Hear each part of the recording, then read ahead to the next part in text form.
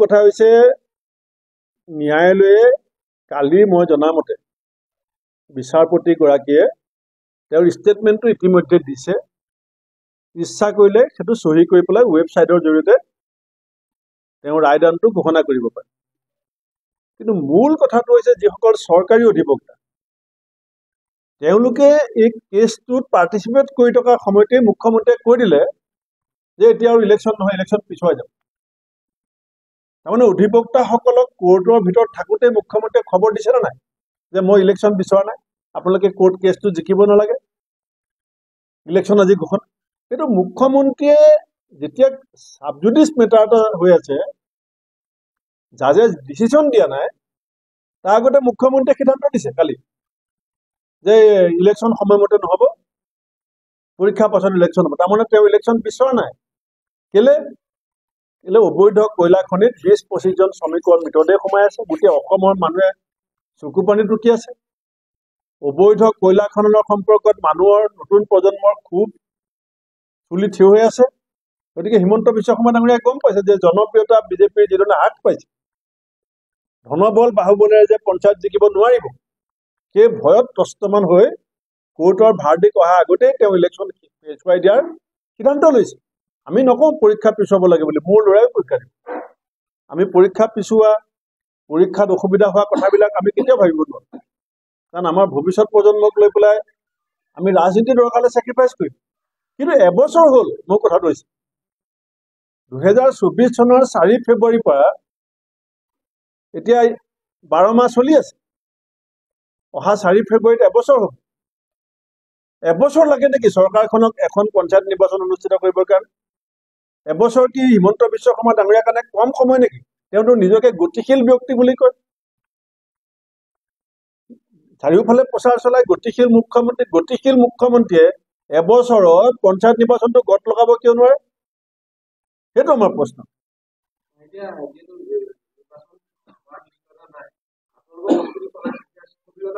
না, আমাৰ এতিয়া দুগৰাকী জিলা সভাপতি বহি আছে। আমি ইতিমধ্যে সিদ্ধান্ত লৈছো আমাৰ এতিয়া পিছলৈ যোৱাৰ কোনো উপায় নাই, কাৰণ আমাৰ প্ৰাৰ্থিত্ব প্ৰত্যাশীসকলেও ইতিমধ্যে জিলাই জিলাই আবেদন কৰিছে। আনকি আমি বহু জেগাত আমাৰ জিলা কংগ্ৰেছে বহু প্ৰাৰ্থীক গো এহেড দিছে যে তোমাৰ কথা মই ভাবিছো, তুমি ফিল্ডত নামা। গতিকে আমি প্ৰাৰ্থিত্ব প্ৰত্যাশীসকলকো ইয়াৰ পৰা আজি আহ্বান জনাইছো যে আমি ৰাজপথত শক্তিশালী আন্দোলন কৰি হ'লেও, ন্যায়ালয়ৰ দৰ্জাত দুকুৰিয়াই হ'লেও পঞ্চায়ত নিৰ্বাচন আমি যিমান পাৰোঁ সোনকালে অনুষ্ঠিত কৰিম। আমিও বিচাৰিছো যে পৰীক্ষাৰ লগত যাতে কোনো কাৰণত সংঘাত নহয়, কিন্তু পঞ্চায়ত নিৰ্বাচন পাতিবলৈ চৰকাৰক আমি বাধ্য কৰিম। সেইকাৰণে কোনো বহি থাকিব নালাগে। কোনো জিলা কংগ্ৰেছ, ব্লক কংগ্ৰেছ, মণ্ডল কংগ্ৰেছ, বুথ কমিটিয়ে তেওঁলোকৰ কাৰ্যসূচী অব্যাহত ৰাখিব। আৰু আমি চাই লওঁ গোটেই গতিমতিখিনি।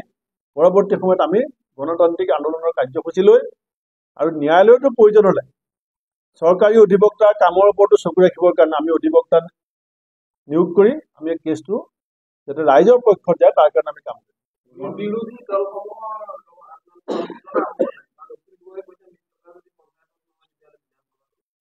প্ৰথম নাই, আমিতো সেইটো কৰি দিলো।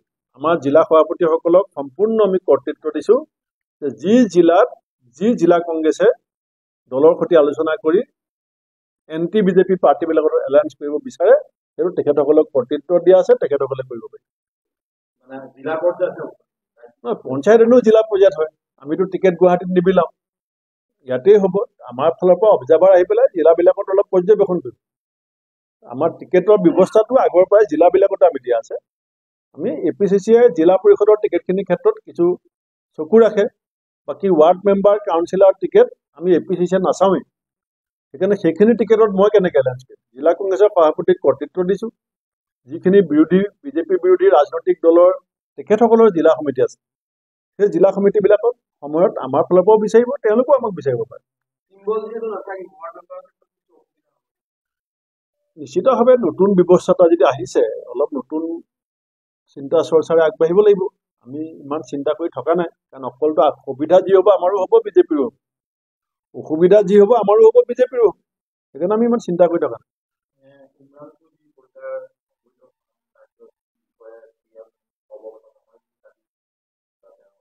মইতো আপোনাক ক'লোৱেই, এতিয়া মুখ্যমন্ত্ৰীয়ে দুই নাও দুই ভৰি অৱস্থা।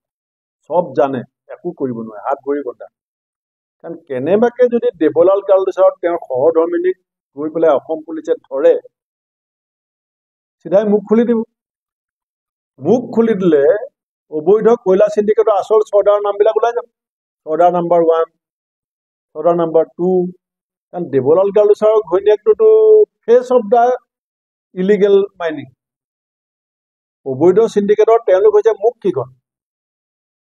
পিছফালে থকা মুখকেইখনটো এতিয়ালৈকে আমি অনুমানহে কৰি আছো, কিন্তু তেওঁলোকেতো মুখ খুলিব। গতিকে এতিয়া মুখ্যমন্ত্ৰীৰ প্ৰথম প্ৰায়ৰিটি হৈছে দেৱলাল গাৰ্লছৰ তেওঁৰ পৰিয়ালক সুৰক্ষা দিয়াটো। সেইকাৰণে আমি কৈছো যে সত্যৰ সন্ধানত কয়লা চিণ্ডিকেটৰ চৰ্দাৰ কোন, সেইটো ৰাইজৰ মাজলৈ গৈ আছে। আৰু ৰাইজৰ মাজলৈ নোযোৱা হলে ৰাতি মুখ্যমন্ত্ৰীয়ে ফেচবুক লাইভত আহে নেকি? ওলাই যাব নহয়। সত্যৰ সন্ধানটো কালিৰ পৰা আৰম্ভ হৈছে, আপুনি কেইদিনমান ধৈৰ্য ধৰক, চব ওলাই আহিব, তাৰ পৰাই ওলাই আহিব। বিজেপিয়ে উলিয়াই দিব। এতিয়া বিজেপি মানুহে লাগি গৈছে, চব তথ্য আমালৈ আহি আছে, আমি আপোনালোকক সকলো তথ্য যোগান দিম। হ'ব, ধন্যবাদ।